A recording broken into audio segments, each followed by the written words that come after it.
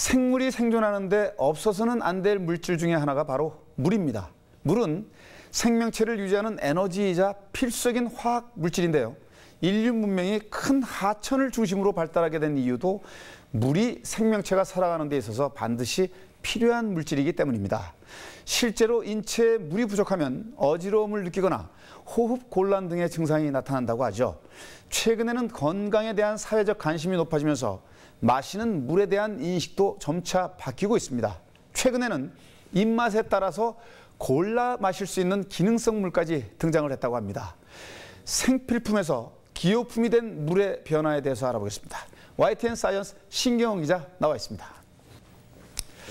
자, 신 기자, 사실 우리나라는 예로부터 맑고 깨끗한 물이 좀 충분했기 때문에 물을 사 먹는다는 것은 정말 생소한 그런 일이었던 것 같은데요. 물을 사 먹는다는 인식이 언제부터 생긴 것인지 궁금합니다.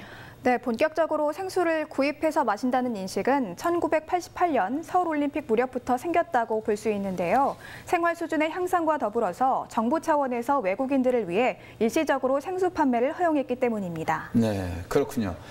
공식적으로 생수 판매가 합법화된 시점은 95년 정도라고 하던데요. 환경 오염의 영향도 있었겠지만 점차 건강에 좋은 물에 대한 관심이 높아지면서 짧은 시간에 이 생수 시장이 급속도로 좀 성장한 것 같다, 이런 생각이 드는데 어떻습니까? 네, 맞습니다. 우리나라의 생수 시장은 매년 10% 이상의 고속 성장을 하고 있습니다. 현재 70여 개 업체가 100여 개의 생수 브랜드를 판매하고 있는데요. 최근에는 맑고 깨끗한 물은 기본이고 맛과 음식과의 조화, 또 생수병 디자인 등 소비자의 기호를 반영한 다양한 기능성 생수가 각광받고 있습니다. 네, 그렇군요. 요즘엔 사실 맛뿐만이 아니라 또 미용이나 다이어트 등 다양한 기능성을 강조한 물이 인기를 끌고 있다고 하던데요. 이제는 정말 물도 좀 골라 마시는 시대가 온 거 아닌가, 그런 생각이 드는데 맞습니까?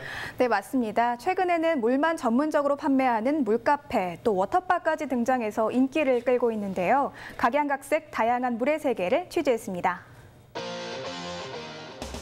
서울 시내의 한 백화점 식품 매장. 세계 각국의 다양한 물을 만날 수 있는 코너, 워터바가 마련돼 있습니다. 샘물부터 해양 심층수, 탄산수 등 종류만 50여 가지가 넘습니다. 기능성에 함유되어 있는 워터가 굉장히 많으다 보니까 무조건 좋은 것보다는 자기 몸에 맞는 기능을 찾아서 워터를 찾으시는 게 더 좋으실 것 같아요. 차별화된 기능의 다양한 물은 까다로운 소비자의 기호를 충족시키고 있습니다. 예전에 비해서 가볍게 보리차를 마신다든지 옥수수차를 마신다든지 녹차다, 여기서 그치는 게 아니라 좀 더 세분화됐다고 저는 생각해요. 그래서 평상시 보충하기 힘든 비타민C라든지 단백질 같은 게 들어있는 경우도 있고 또 타우린 같은 게 들어있는 경우도 있다 보니까 저는 골라서 마시는 물이 굉장히 좋아요. 백화점 워터바뿐 아니라 대형마트에도 다양한 종류의 기능성 물이 진열돼 있습니다. 일반적으로 500ml 생수 한 병의 가격이 1,000원이 넘으면 프리미엄 생수라고 부르는데요. 일반 마트에서도 다양한 프리미엄 생수를 판매하고 있습니다.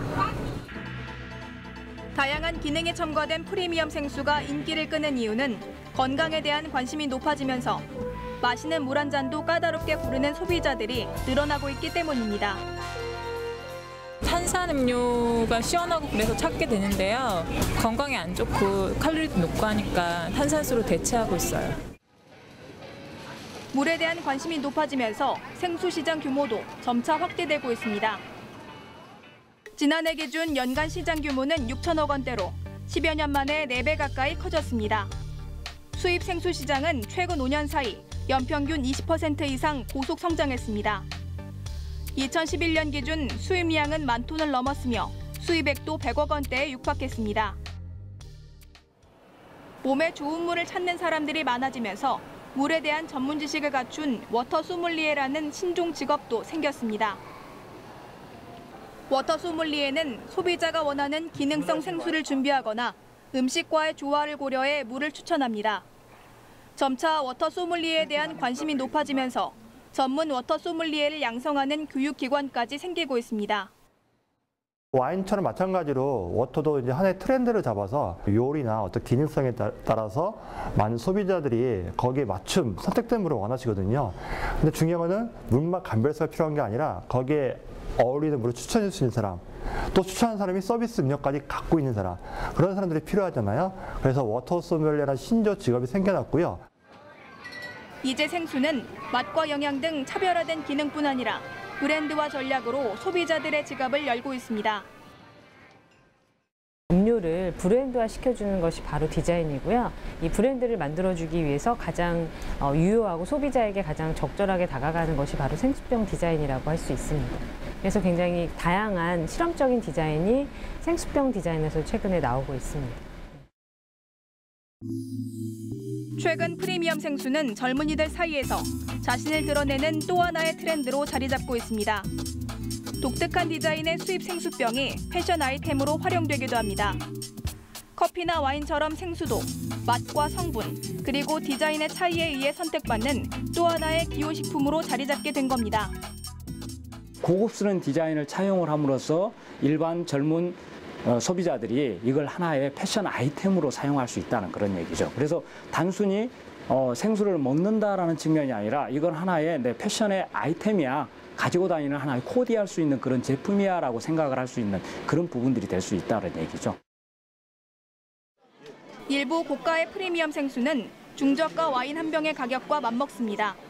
전문가들은 비싼 가격에도 불구하고 소비자들이 끊임없이 프리미엄 생수를 찾는 원인을 사회 환경과 맞물린 소비 심리 측면에서 찾을 수 있다고 말합니다. 불경기이기 때문에 소비자들이 쓸 수 있는 이 씀씀이는 굉장히 줄어드는 상황들이죠. 하지만 웰빙이라고 하는 또 다른 측면들, 그래서 건강을 생각해야 된다는 그런 측면들이 있기 때문에 가능하면은 씀씀이가 줄어드는 대신에 먹을 수 있는 부분에 대해서는 좀 제대로 돼 있는 제품을 한번 사용을 해보자라고 하는 그런 트렌드들이 지금 일어나고 있죠. 그걸 우리는 흔히 이제 스몰 럭셔리라고 얘기를 합니다. 사소한 부분에 좀 우리가 럭셔리하게 좀 고급스럽게 한번 소비를 해보자라는 그런 측면들이 강하게 부각이 되기 때문에.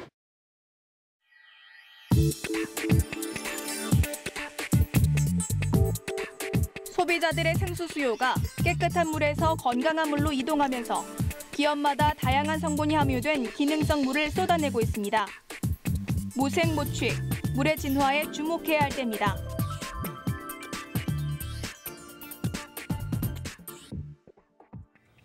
네, 정말 대단하네요.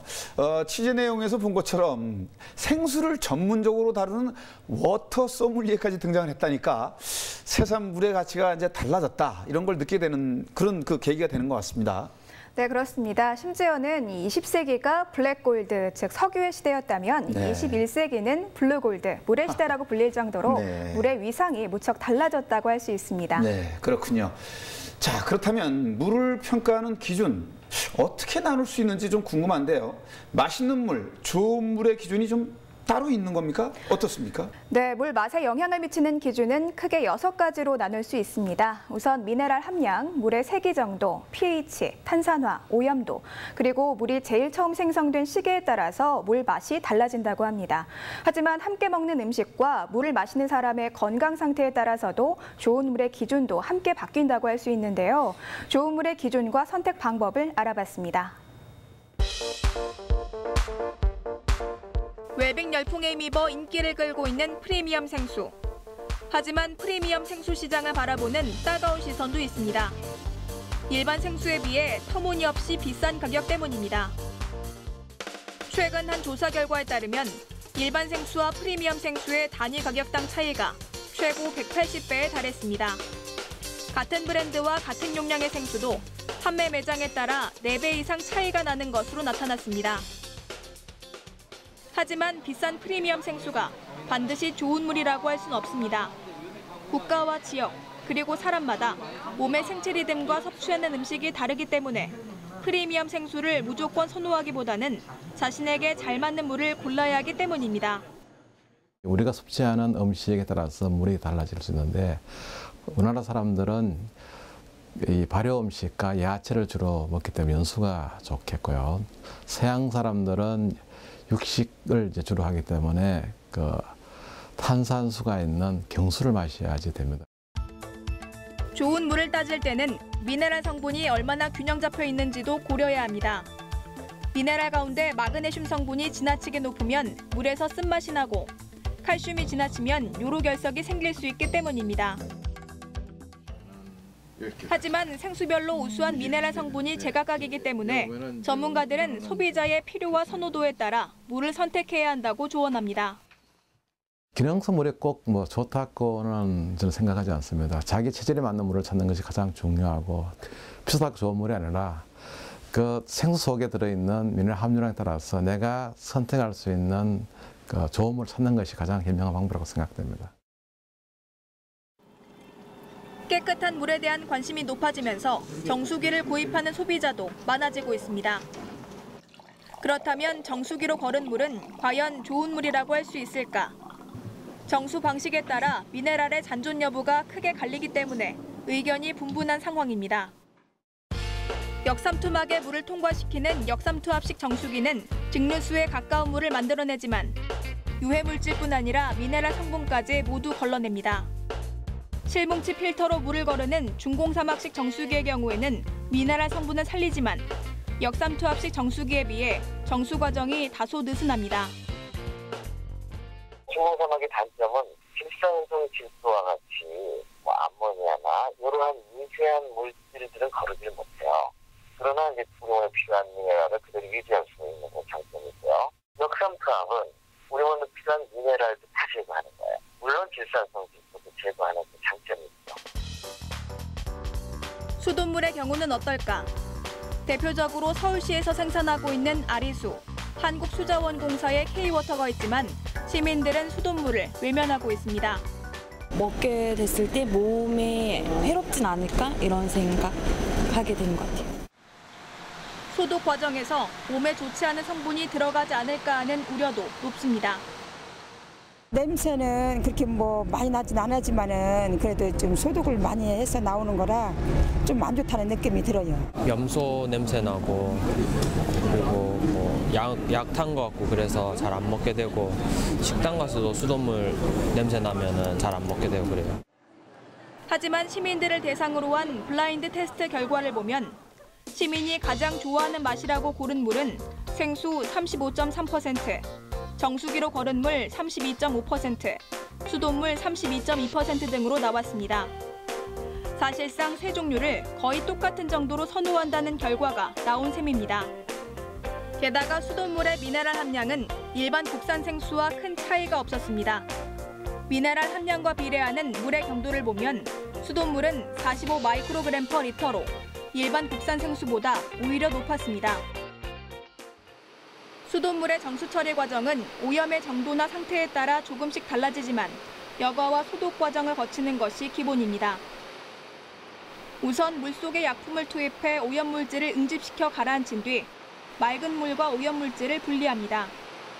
맑은 물은 모래층을 통과시켜 다시 한번 거른 뒤 오존가스와 입상 활성탄을 이용해 유해물질을 제거합니다. 여과된 정수는 미생물을 없애기 위해 염소를 주입한 뒤 각 가정으로 공급됩니다. 수돗물은 처음 정체수는 관 속에 정체되어 있을 때 약간의 이물질들이 끼어 있을 수 있기 때문에 한 1, 2분 정도 틀은 후에 흐르는 물을 유리용기 등에 받아서 냉장고에 넣었다가 드시면 맛있게 안전하게 드실 수 있습니다. 수돗물은 여러 정수 처리 과정을 거쳐 끓이지 않고 그냥 마셔도 됩니다. 소독약 냄새 때문에 마실 때 거부감이 든다면 물을 미리 받아두고 마시면 좋습니다. 외국에서 수입하는 무슨 여러 가지 무슨 등등 물이 있거든요. 좋다고 하는 물. 그 물이 과연 우리 몸에 건강에 좋느냐? 그건 아니고요. 좀 깨끗하고 맛이 좀 다르다는 뿐입니다. 큰 다리에다 받아놨다가 하루 두면은 거기서 찌꺼기가 빠져요. 염소하고. 그걸 갖다 냉장고에 넣어서 찬물로 마셔도 충분하다. 이렇게 말씀드릴 수 있습니다. 막연한 기대감을 갖고 비싼 기능성 물을 찾기보다는 자신의 체질과 입맛에 잘 맞는 물을 골라 꾸준히 섭취하는 것. 건강을 지키는 기본적인 조건이 됩니다. 네, 사람들이 이제 그 때와 장소 또 뭐 경우에 따라서 옷차림을 달리하듯 마시는 물도 상황과 체질에 따라서 좀 다르게 선택을 해야 되겠다라는 생각이 좀 드는데요. 무작정 기능성 물을 선택하기보다는 자신의 좀 기호에 맞는 물을 골라야겠다는 생각이 좀 드는데 맞습니까? 네, 맞습니다. 실제로 국내외 여러 생수를 대상으로 목넘김, 청량감 등을 종합적으로 평가하는 블라인드 테스트 결과 국내의 병입 수돗물인 K-워터가 가장 높은 점수를 받기도 했다고 합니다. 꼭 값이 비싼 기능성 물이 맛있고 또 좋다고 할 수는 없는 겁니다. 네, 그렇겠죠. 뭐 또 생수의 그 정제 과정이나 유통 과정에 따라서 이제 물의 품질이 좀 달라지는 거 아니겠습니까? 몇 해 전에는 그 페트병에 담긴 생수에서 인공 에스트로겐이 뭐 그 기준 이상으로 검출이 돼서 좀 논란이 되기도 했는데요. 최근에는 좀 어떻습니까? 네, 최근 생수가 점차 대중화되면서 페트병에서 유리병에 담긴 물로 대체되고 있는 시점이긴 한데요. 수원지의 자연 환경을 깨끗하게 관리하는 것은 물론이고 시민들이 마음 놓고 깨끗하고 또 건강한 물을 마실 수 있도록 여러 가지로 세심한 노력을 기울여야 할 것 같습니다. 네. 그렇다면 이제 좋은 물을 이용해서 건강을 지키고 또 물을 보다 맛있게 마시기 위한 특별한 규칙 있습니까? 네, 우선 하루 동안 마시는 물의 양이 중요합니다. 세계보건기구에서는 하루에 2리터의 물을 섭취하도록 권장하고 있는데요. 30분 간격으로 200cc 기준 8잔의 물을 마시는 것이 좋다고 합니다. 또 아침, 점심, 저녁 식사 30분 전과 취침 30분 전에 물을 한 잔 마시면 건강에 큰 도움이 된다고 합니다. 평소에 제가 이렇게 물을 많이 마시는데 좀 도움이 되겠군요. 자, 요즘에는 이제 하루 동안 마신 물의 양을 확인할 수 있는 스마트폰 앱도 있다고 하던데요. 건강한 삶을 위해서 물을 좀 더욱 가까이 해야 되는 거 아닌가라는 생각이 들고요. 또 세계은행 그 수석 부총재를 지낸 이스마일 그 세라겔디는 금세기가 이제 아까도 얘기하셨지만 석유를 놓고 전쟁을 벌인다면 다음 세기는 물을 놓고 전쟁을 벌일 것이다 라고 했다고 하는데요. 정말 그 물의 중요성을 다시 한번 생각하게 하는 말이 아닌가 합니다. 최근 물에 대한 관심이 높아지면서 선택의 폭도 넓어졌지만 정작 그동안 깨끗한 자연 환경을 유지하기 위한 노력은 좀 부족하지 않았나라는 아쉬움도 듭니다. 신경훈 기자 수고하셨습니다.